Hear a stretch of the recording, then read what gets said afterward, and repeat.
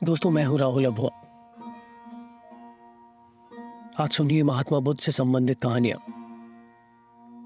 बिना नींव का मकान। बुद्ध अपने प्रवचनों में उनके शिष्यों को बहुत सी कथाएं सुनाते थे। ये कथा भी उन्हीं में से एक है। कभी किसी काल में किसी नगर में राम और श्याम नामक दो धनी व्यापारी रहते थे। वे दोनों ही अपने धन और वैभव का बड़ा प्रदर्शन किया करते थे।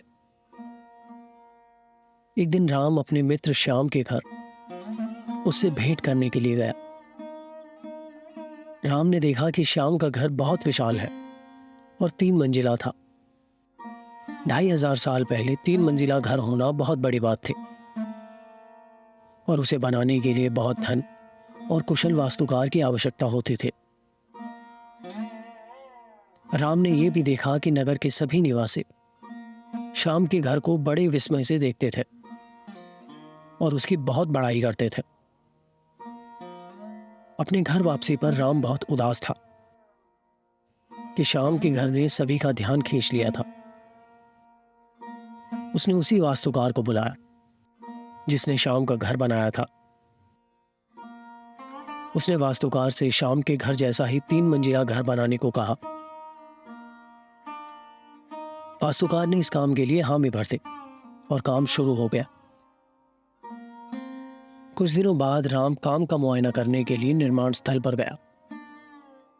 जब उसने नींव खोदे जाने के लिए मजदूरों को गहरा गड्ढा खोदते हुए देखा तो वास्तुकार को बुलाया और पूछा कि इतना गहरा गड्ढा क्यों खोदा जा रहा है। मैं आपके बताए अनुसार 3 मंजिला घर बनाने के लिए काम कर रहा हूं, वास्तुकार ने कहा। सबसे पहले मैं मजबूत नींव बनाऊंगा, फिर क्रमशः पहली मंजिल, दूसरी मंजिल और फिर तीसरी मंजिल बनाऊंगा। मुझे इस सब से कोई मतलब नहीं है, राम ने कहा। तुम सीधे ही तीसरी मंजिल बनाओ और उतनी ही ऊंची बनाओ जितनी ऊंची तुमने शाम के लिए बनाई थी। नींव की और बाकी मंजिलों की परवाह मत करो। ऐसा तो हो ही नहीं सकता, वास्तुकार ने कहा।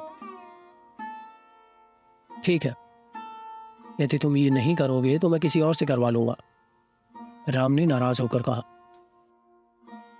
उसके बाद राम को उस नगर में कोई ऐसा वास्तुकार नहीं मिला जो नींव के बिना वो घर बना सके, जिसकी वजह से वो घर कभी नहीं बन पाया। बुद्ध का ये कहानी अपने शिष्यों को सुनाने का अर्थ यही था कि किसी भी बड़े कार्य को संपन्न करने के लिए उसकी नींव सबसे मजबूत बननी चाहिए एवं काम को योजनाबद्ध तरीके से किया जाना चाहिए।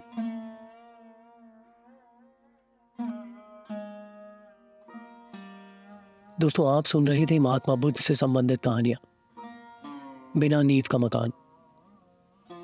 आपको ये कहानी कैसी लगी आप हमें कमेंट बॉक्स में जरूर लिख सकते हैं। और भी कहानियां सुनने के लिए आप इस चैनल को सब्सक्राइब कर सकते हैं। मिलेंगे एक और कहानी के साथ। धन्यवाद।